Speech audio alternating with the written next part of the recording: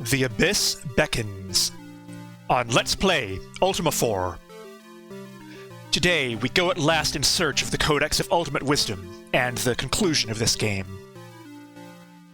Now, to reach the Codex of Ultimate Wisdom at the bottom of the Great Stygian Abyss, let's go over the checklist one last time.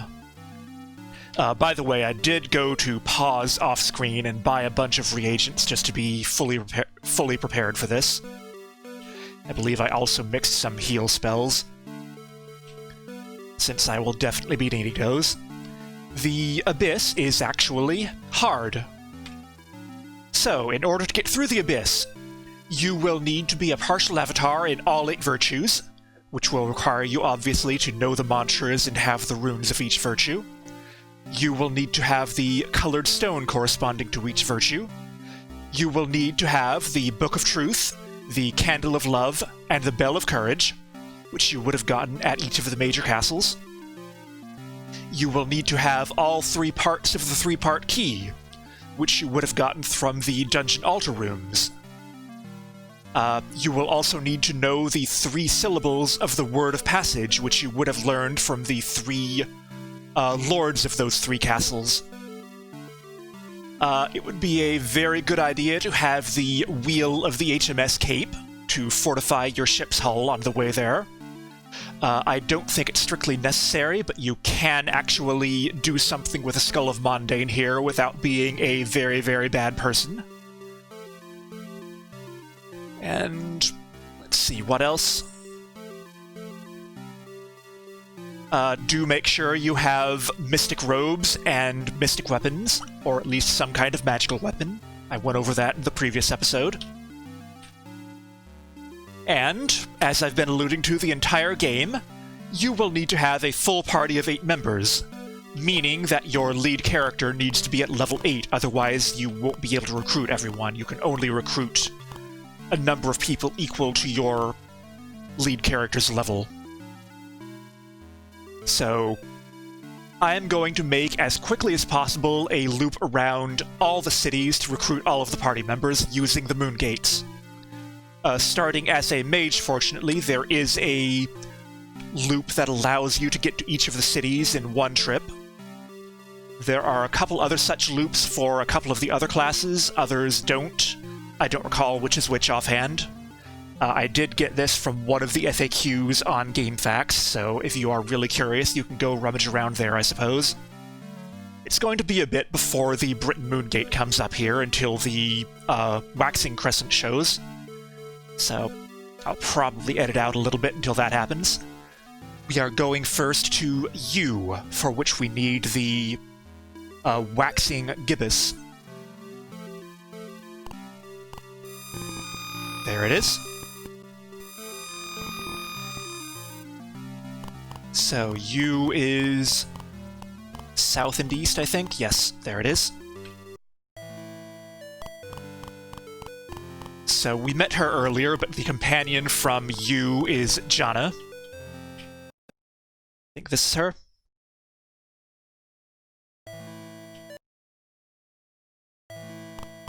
She's one of these druids. There she is. Done. Now, interestingly, each party member you can get to join you has slightly different experience totals when they join. In this case, Jana is actually at 175, meaning she only needs 25 to get to level 3. I'm going to try not to grind very much. I'll just use these people as they are since I'm at the end of the game, which means a lot of them will probably die, but whatever. If I am getting any EXP at all, I will probably try to put it towards Jana since she's so close.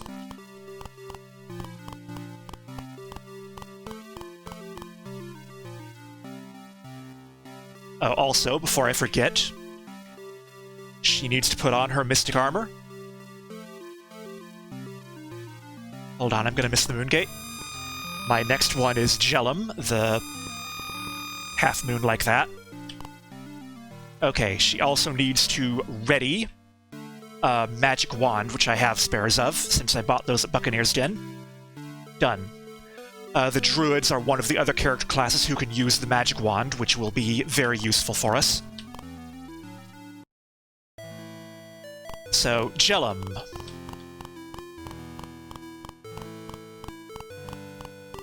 The party member here is Jeffrey the 6'5" fighter, or whatever he is. And hopefully I can remember which room he's in. I think it's this one, right? You do unfortunately need a key to recruit him. Yep, there he is. 6'5", named Jeffrey. Let's see, he is level 3, just barely past level 3. I would not bother trying to level him at all.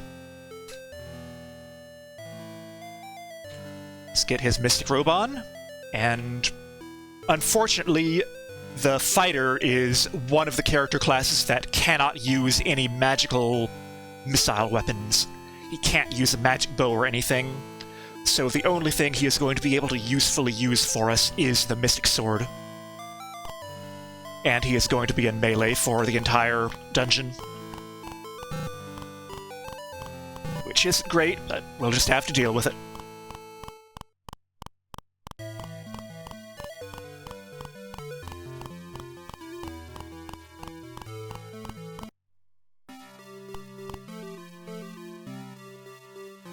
Okay, I'm going to Magencia next.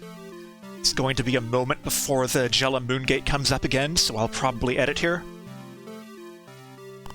There we go. We want the Waning Crescent.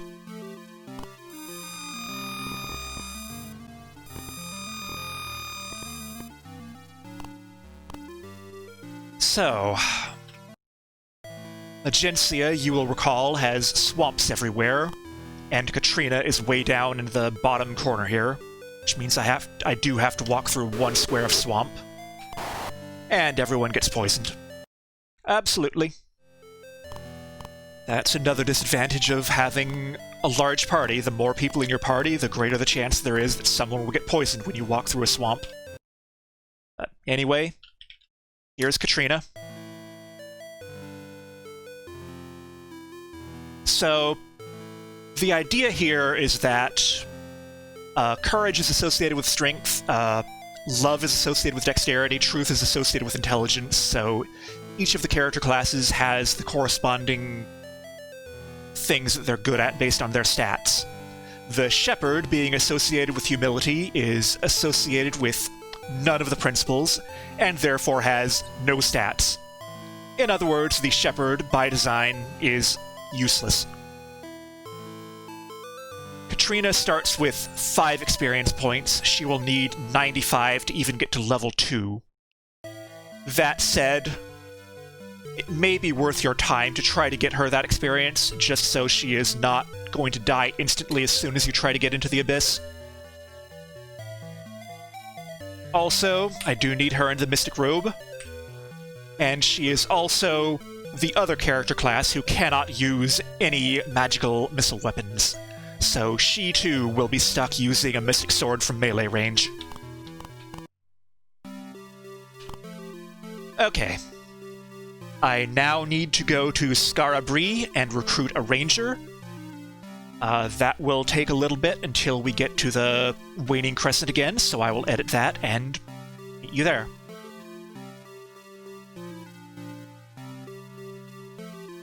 Here we go. Scarabri is the last quarter, half moon. There it is.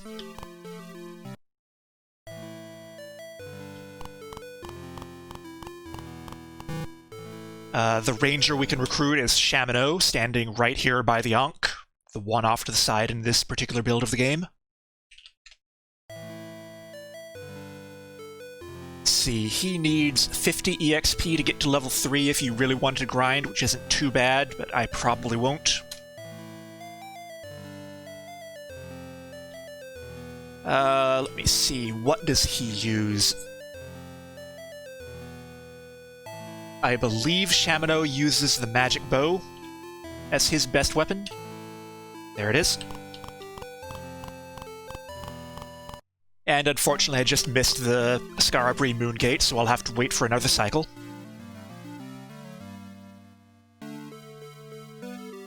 Here we go.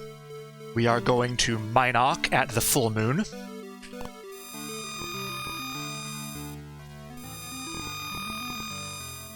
There we are. Eventually.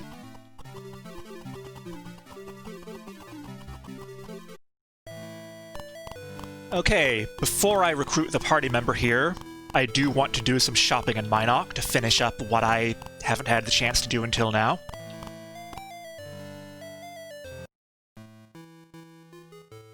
At the armory here, we want to buy 2 magic axes, which I don't quite have enough for right now, so...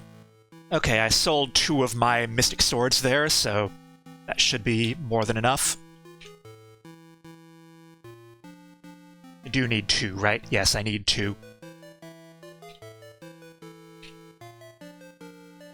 As the merchant's dialogue there implies, the magic axe, despite its name, is actually a missile weapon. It's basically a boomerang, for some reason.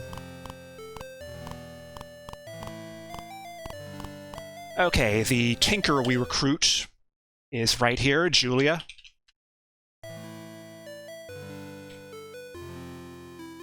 She needs a lot of experience before she gets to another level, so I wouldn't worry about her.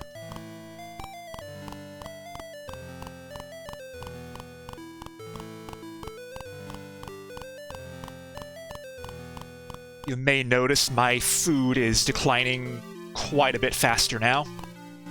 I'm probably going to have to fight this skeleton. I'll just show you the first bit of the combat here.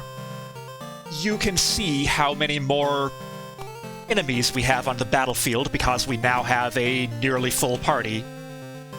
And I'm going to have to slowly maneuver everyone around to get the people I actually care about into position to get the experience they might want to get.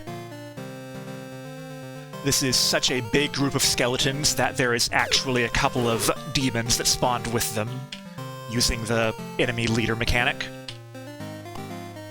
All I'm going to be doing here is trying to get Jana and Katrina up towards the front so they can get as many kills as I can get with them. Good thing is, because they both have really powerful weapons at this point, because I have massive amounts of money, they are at least reasonably effective in combat, despite having no levels and no stats. So happily they're not completely dead weight. I will just edit out the rest of this battle and any subsequent battles and get back to you, because it is going to take bloody forever. Okay, I had to burn a little healing there because Jana had the misfortune to get into melee combat with those 2 demons, but whatever. Let's see, where did they end up? Jana still needs a little bit, and Katrina still needs all of it. I don't even care about the treasure at this point. Okay, so from here I want to go on to Trinsic, for which I need the waning gibbous. Should be up in a moment here.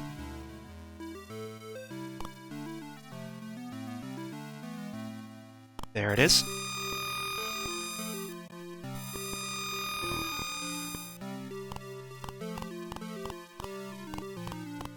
And Trinsic, of course, is way up around here from the Moongate.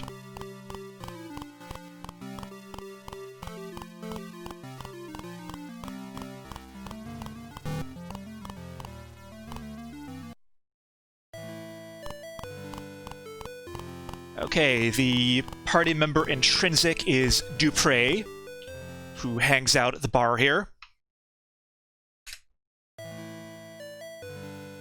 Dupre is another one who starts at level 3. I am certainly not going to bother getting him up to level 4 from there. I did neglect to put Julia's equipment on. Julia needs the robe and... Let's see, she's one of the magic axe users, yes. And then Dupre gets a robe. And he is also the other magic axe user.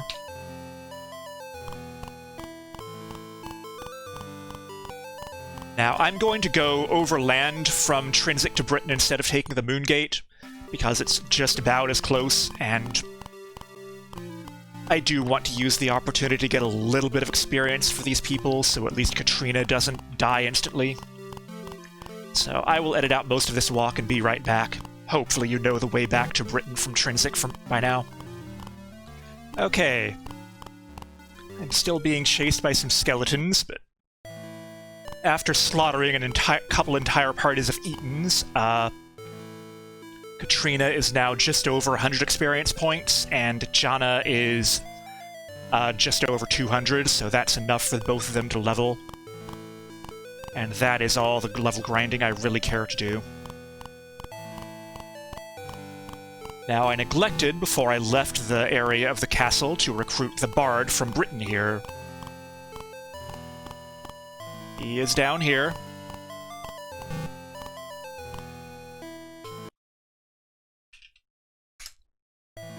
That is YOLO. One last piece of armor for him. And he is the other magic wand user.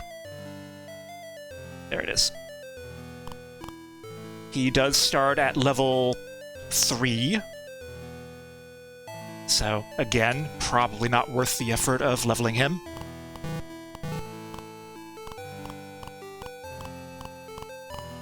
So I am just going to go into the castle, recover, and I'll show you a little more dialogue we get from Lord British on the way there. I will be right there. Okay, here we go. Here are those levels we just got for a couple of our party members.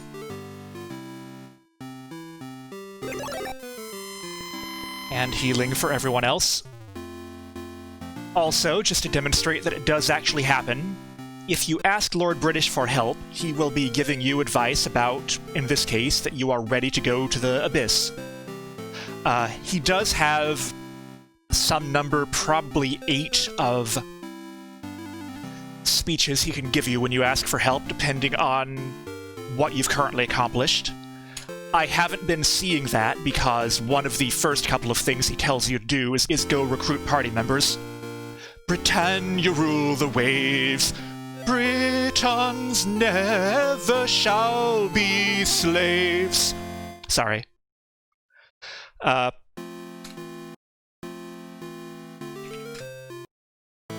Anyway, because I did not recruit party members for the entire game, he was stuck on that piece of advice for the whole game, so asking him for help wouldn't have done anything for me anyway. Anyway, I will meet you at the boat and head for the Abyss. Okay, here we go. I did get attacked by a party of skeletons and mages who did a lot of damage to me on the way to the boat, so I did go back to the castle again and heal, just because I don't want to be any lower than I need to be. Also, I do want to arrange my party order somewhat sensibly. My 2 melee-only characters I do want to be towards the front, just to maximize the chance they will be able to do something useful.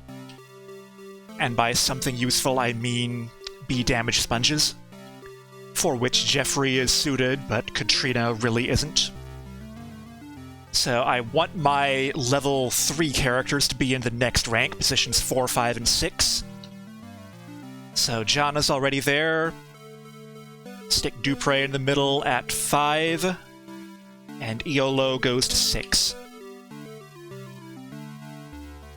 And then Shamino and Julia can be at the back with their 200 hit points. So, where is the wind right now? What I'm going to do, since it's a little faster for the moment, is sail all the way east, about as far as I can go without bumping into something. Once I bump into Dagger Isle, from there I will turn south, and that will take me more or less to the far southeast of the map where the Isle of the Abyss is. Also, before I forget, do make sure to use your wheel to double your ship's hull strength. You will actually need that on the way here. Oh, and I do want to save, just so I don't have to recruit all the party members again if something goes terribly wrong. Sailing is horribly boring, so I'll probably fast forward this or something. Just in time, the wind changes. This is Dagger Isle, so I'm going to go due south now, pretty much.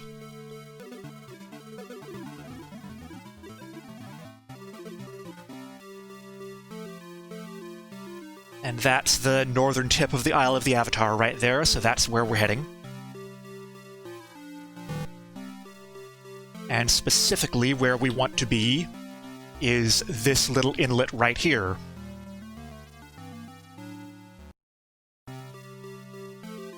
Now, you'll see in a moment, but I want to wait until the wind is blowing either north or south, just so I can get through this next section as quickly as I possibly can. So I will... there we go. Alright, let's go. Basically, as soon as you get in here, this entire giant fleet of pirate ships spawns, and it's going to take forever to fight each of them on the ships. I'll edit out the battles because they're boring. I'll show you some of the ship combat here, just so you can see how annoying this sequence is. But basically, what is going to happen is you are going to have a bunch of pirate ships trying to shoot cannon fire at you and come close to you and board you, and it's not going to be a good time for anyone involved, so I don't think there's any good way to deal with it besides just try to sail through as quickly as you can to get to the other side, and hope that you don't get too badly damaged by the cannon fire.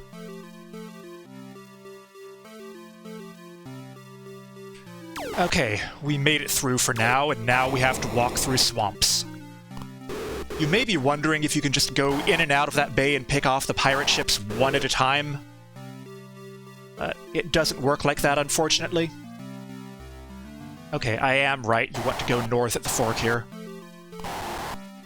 I believe all those ships respawn in their set positions every time you go through some tile in the mouth of the bay there. And there is really no way to pick them off once they start coming after you, without going all the way back and letting them respawn again. And now everyone's poisoned. You may also have seen there, it was a bit hard to follow what was going on probably, but I did jump between ships a couple of times, which is one thing you can try to do to get through that ship sequence a little faster. It's kind of risky though, and I probably shouldn't have tried it. I'm going to camp here, just to get my HP as good as I can. When you are outside of a ship, any damage you take from cannon fire goes to your party's HP. When you're in the ship, it goes to your ship's hull.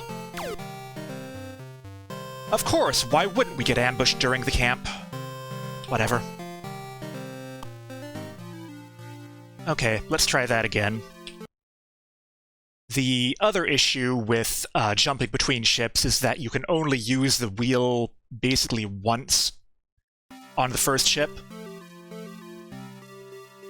I'm going to save here, just so I don't lose that progress. We're doing pretty good now. There's some kind of timer the game uses to prevent you from reusing the wheel after leaving and reboarding a ship, or after jumping into a new ship. So if you do jump into a new ship, that ship's hull will not have very much durability against the pirates shooting at it.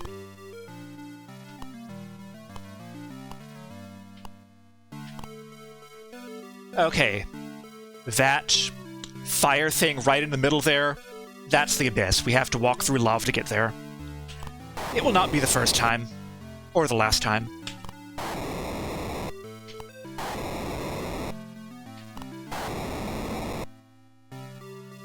Okay, in order to get into the abyss, we have to use the items of the principles in the order we were told by the shrines after 3-cycle meditation. So, the first item we use is the Bell of Courage.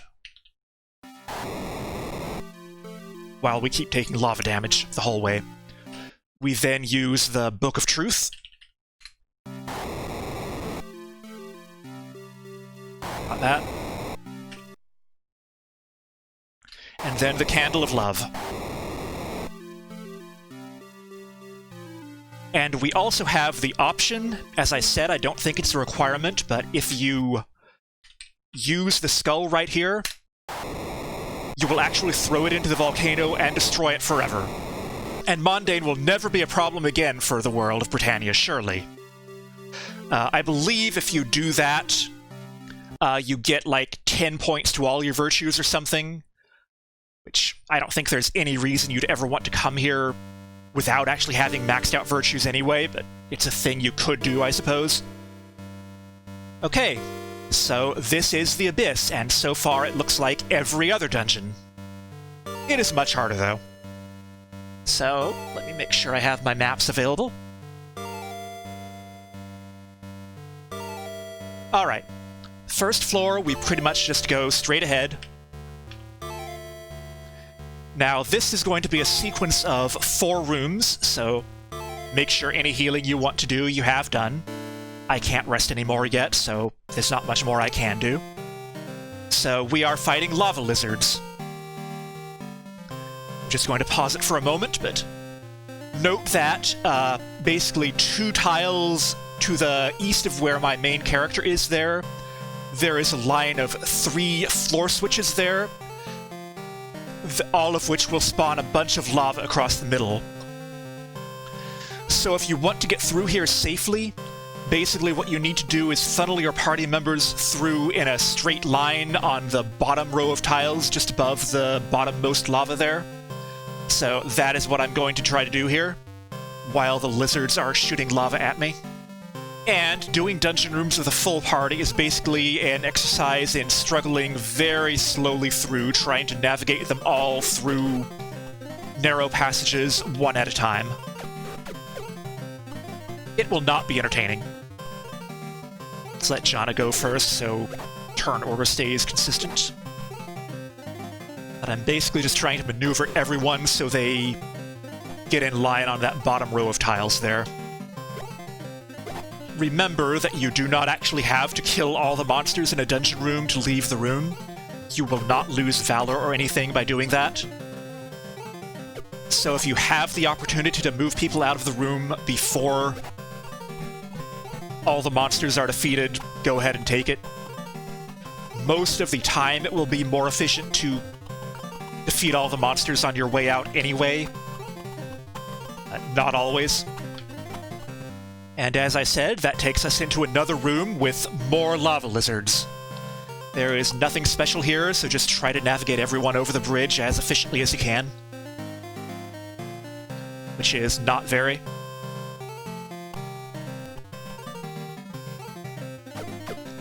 As I said, when I can, I would like to get everyone moving in turn order to the extent that I can. So they're not standing around waiting for other people to get out of their way. It's going to be a lot of standing around waiting regardless.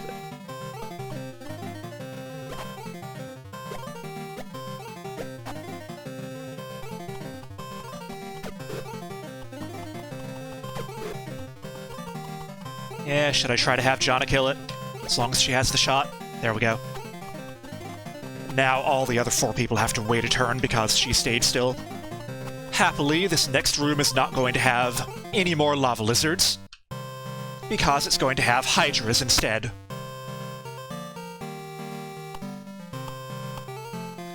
Note that your third party member there does spawn standing on top of lava there.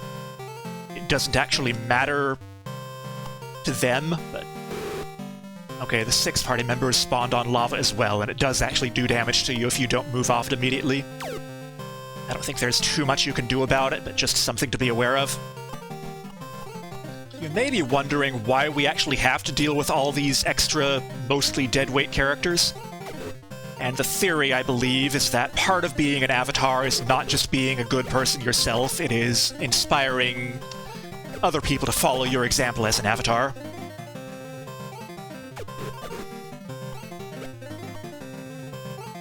We get some healing for Katrina there. Thank you. But apparently by inspiring a bunch of low-level adventurers to follow you into the hardest dungeon, you are demonstrating your inspirational abilities on others or something. Most likely it's just going to get them killed, but that is what the game tells us that as an avatar we have to do, I suppose. Okay, guess what's in this next room? More lava and more lava lizards! Hooray! And to get through here, you will actually have to walk across the lava and take damage. So I hope you have hit points. I don't. I fully expect that I will have multiple party members die before the end of this place, and I will likely not bother to resurrect any of them.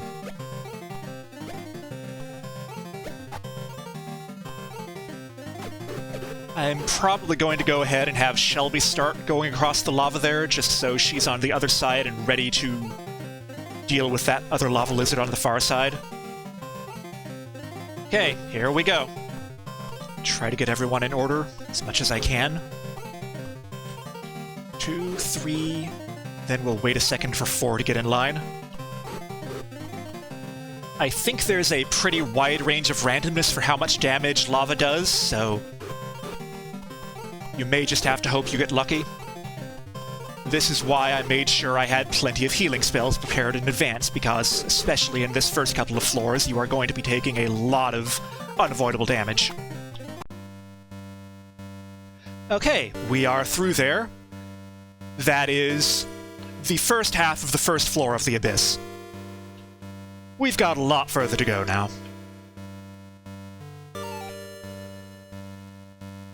Okay. This next sequence of rooms is going to take a long time to get through, so chances are I will be fast-forwarding editing quite a bit, but I don't think we'll need the healing for Jeffrey and Katrina there if all goes well, so let's see what happens. Basically, this is the way these rooms are going to work. You have barriers, including sleep barriers, that you have to walk through, and a whole bunch of demons on the side trapped in.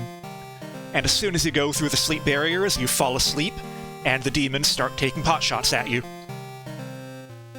We are going to do our best not to let that happen.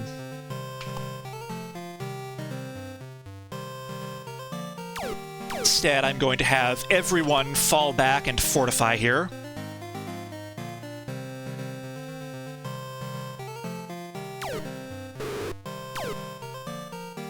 Okay, right, I do want the leader character there. Otherwise they can hit the 2 in the corners there.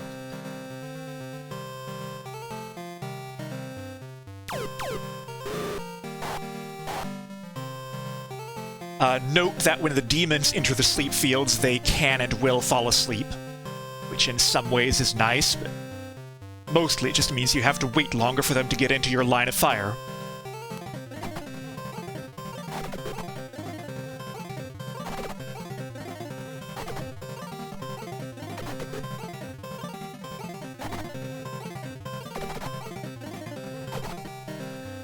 Okay, and then as soon as one of them steps into range, I will start having my missile weapon users unload anything they can on them. And that's pretty much the strategy here.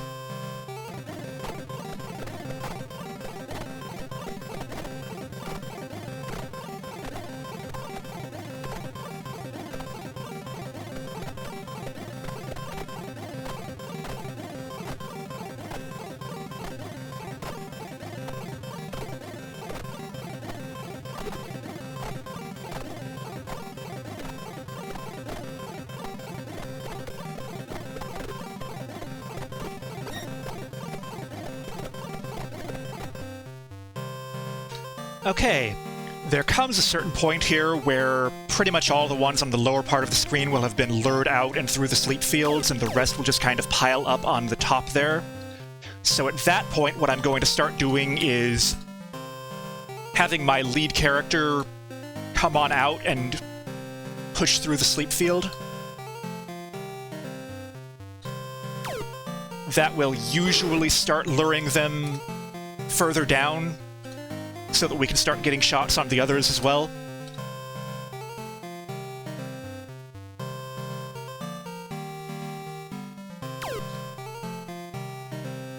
I think we can probably also start moving everyone down as well.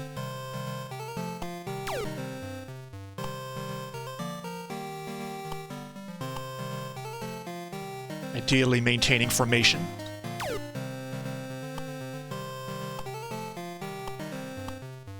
That way, as the demons come down, we can pick them off without having to wait for them to come all the way through the sleep field.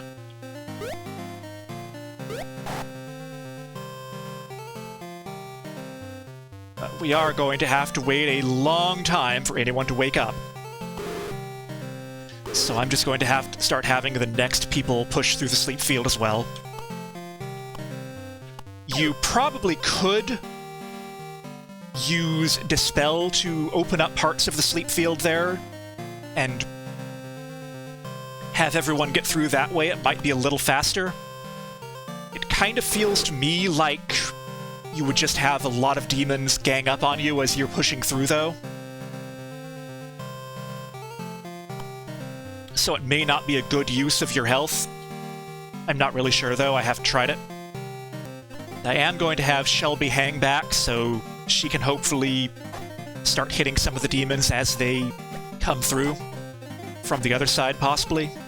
May not be relevant in this setup, but we shall see. Everyone who is not actively trying to get through the field, though, I am just going to have leave. Probably have them take out the last demon, though. It's because no one else is really lined up to deal with it. There we go. Now we can just walk out relatively freely. Sleep field notwithstanding.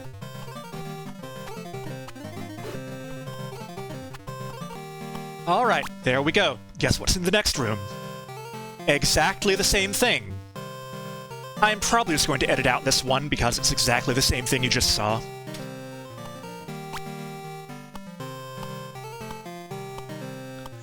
Okay, can we get something different this time? That's not exactly what I meant. Okay, in this room...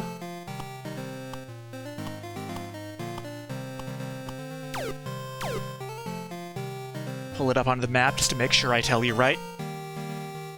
Yeah, the sleep field right in the center is actually a switch that will open the barriers directly opposite it, which will let all the demons rush in and hit you from behind, which in some ways might speed up the process, but not necessarily.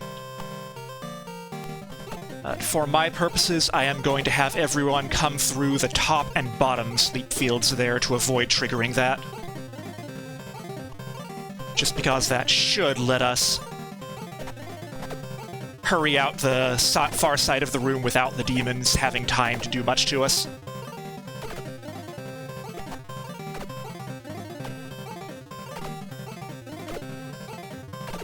I'm also going to let Shelby go ahead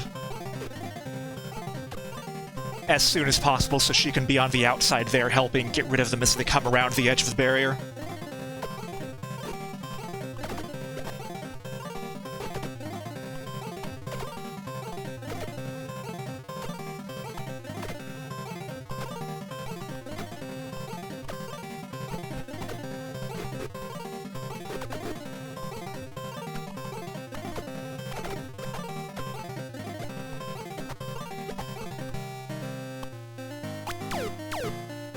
Alright, that is good enough for me. And now we have yet another one of these to deal with. Let me think how I want to get through here.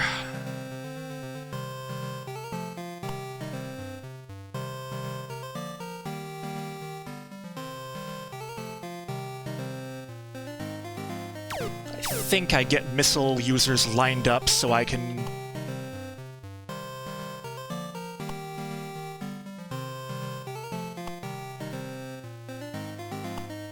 get damage through that portal as they come through, which the first few undoubtedly will.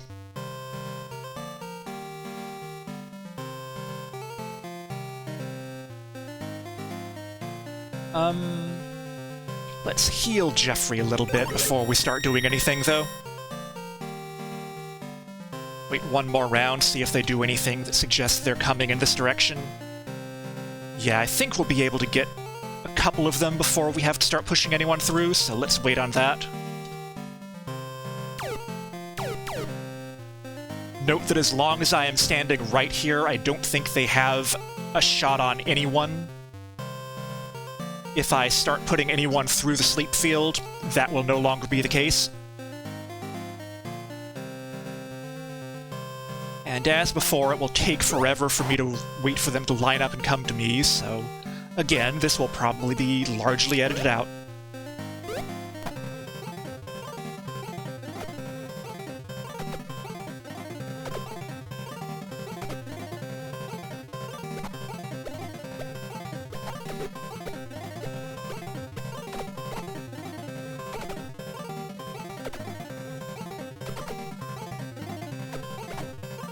Okay, I think I'm going to start letting people go through now. Spread out the rest of my missile attackers to compensate. Probably could have waited for that last one to get in range, but I'm impatient right now. Okay, as before, I'm going to station Shelby off to the side here so she can shoot at any demons that try to come around the corners there. And then just gradually get everyone else through and out of the room.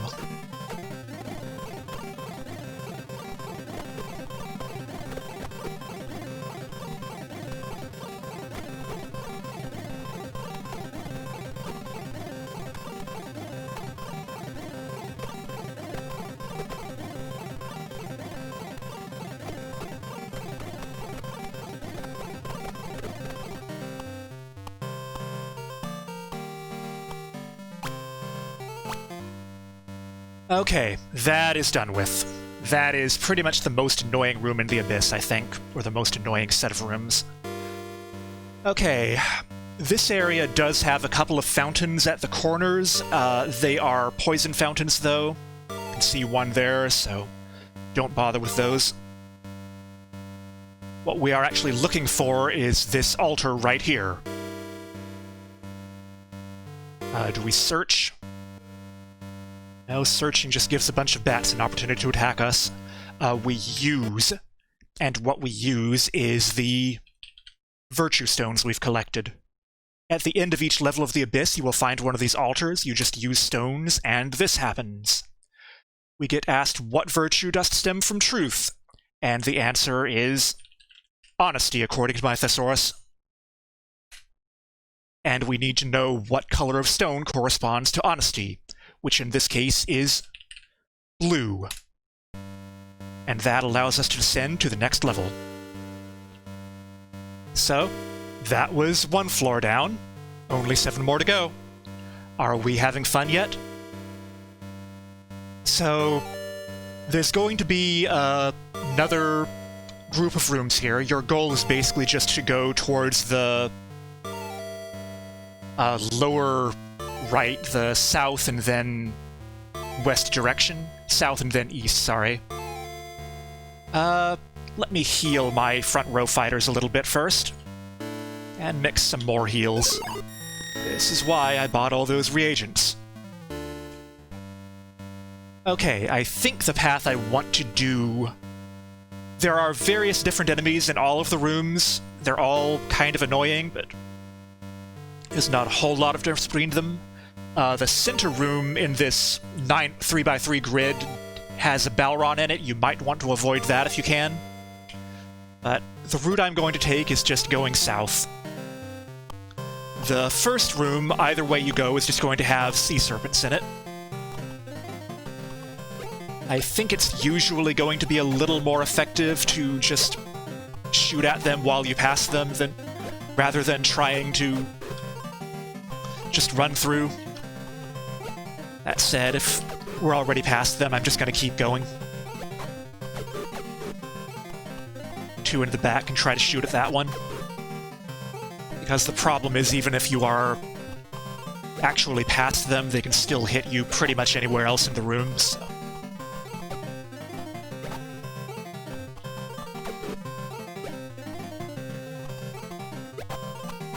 Alright, we're done here.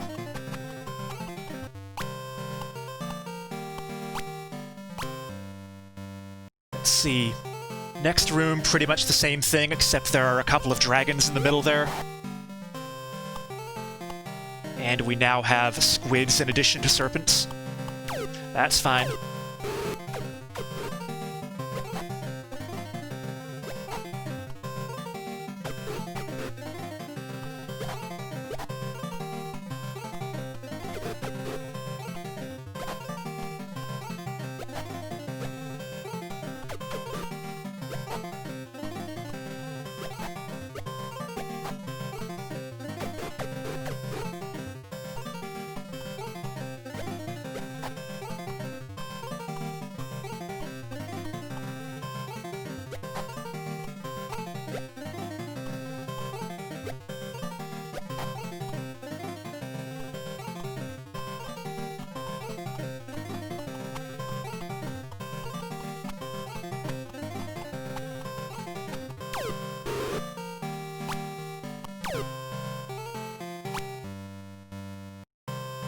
Okay, more of the same. Here we have a dragon and a hydra, plus the usual water enemies.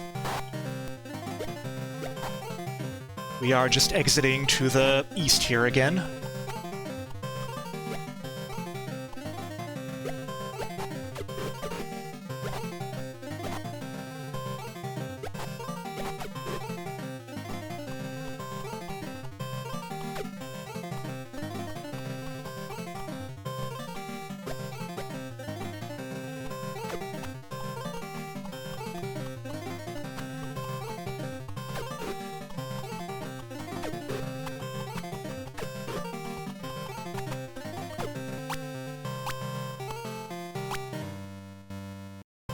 And this is the last room in this particular series. Fortunately, this floor is mostly fairly straightforward combat, none of the crazy barrier shenanigans we had from the first floor.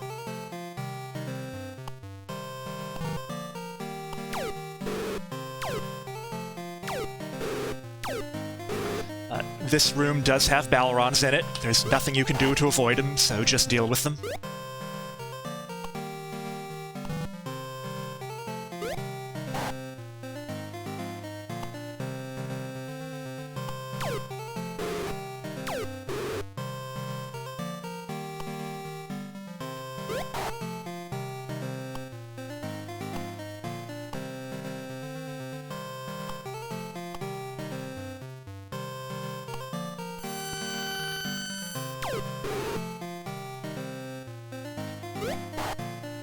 And the Balron puts everyone to sleep, of course.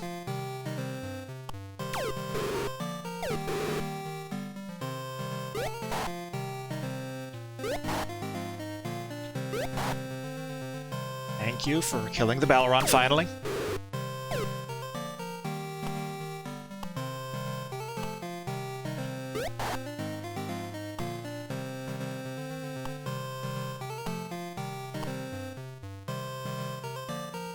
And you can actually exit this room from either direction.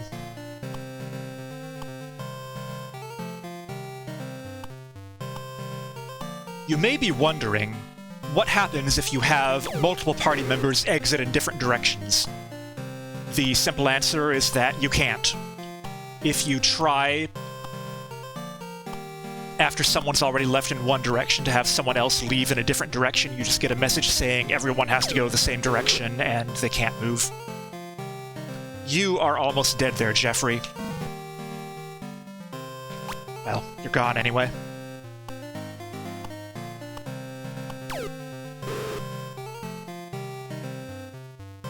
Shamino would also like healing, though. Thank you. I probably should have taken more time to get rid of the extra ones taking pot shots at me, but it is just such a pain maneuvering everyone to this exit. I'm not sure why I didn't just exit to the east. That would have been a lot simpler, I think, so that was just me being silly.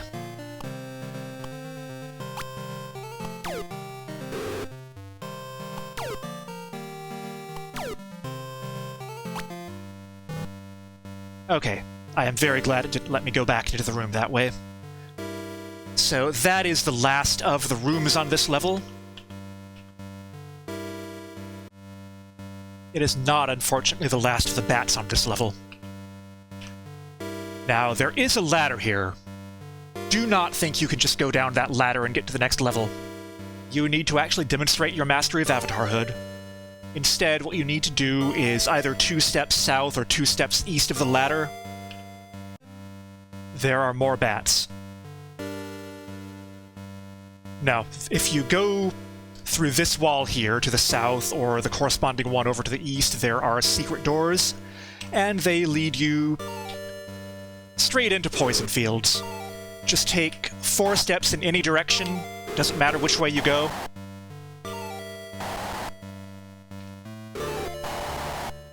And eventually you will find the altar.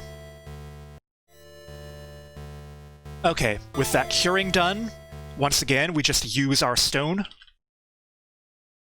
What virtue doth stem from love? The answer is compassion. I believe you can just type the first 4 letters of it if you don't want to type the whole thing out, but whatever. And the stone that is associated with compassion is the yellow stone. That is not how you spell either altar or thine. That's a great game. Anyway, let's go on down to level 3.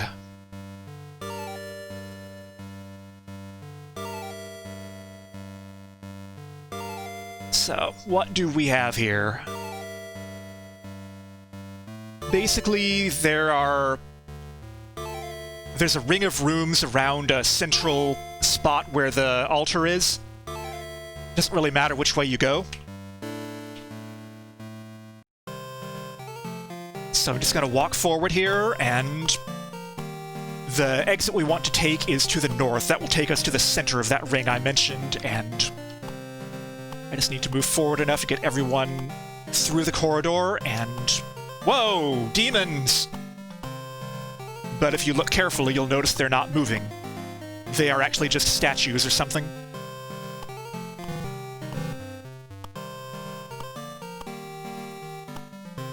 Basically, what's probably going on there is that the game engine, while it can spawn tiles in response to triggers, it cannot actually spawn functioning creatures. So it just spawns motionless demon tiles, basically. I'm assuming that was intended and not a bug, but I don't know how that works in other versions of the game. But don't worry about the demon statues, just go on through the north here.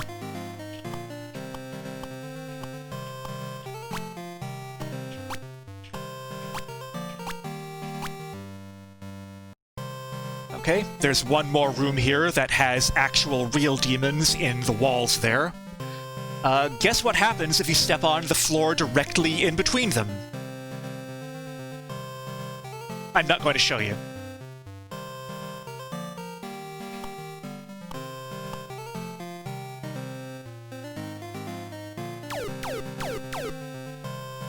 What I want to do is make sure I get everyone either to the left or the right, and then just go straight up. And demons, happily, cannot do anything as long as we don't release them, so we can just keep walking and we'll be fine. That square right in between the first 2 party members there is where the switch is, by the way, just so you know.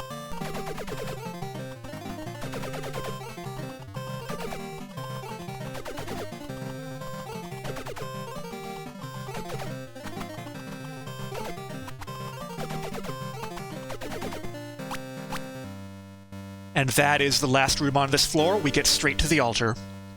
The challenge there, I guess, is mainly just knowing that you shouldn't take that fake ladder before. That would just lead you to a corridor that goes forever and never takes you anywhere.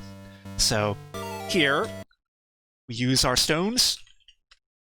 In this case, the virtue that stems from courage is valor, once again, going by the thesaurus. And the Stone of Valor is red. I'm probably going to cut off the video right about here and deal with the rest of the Abyss in the next episode. Thank you for watching, and good night.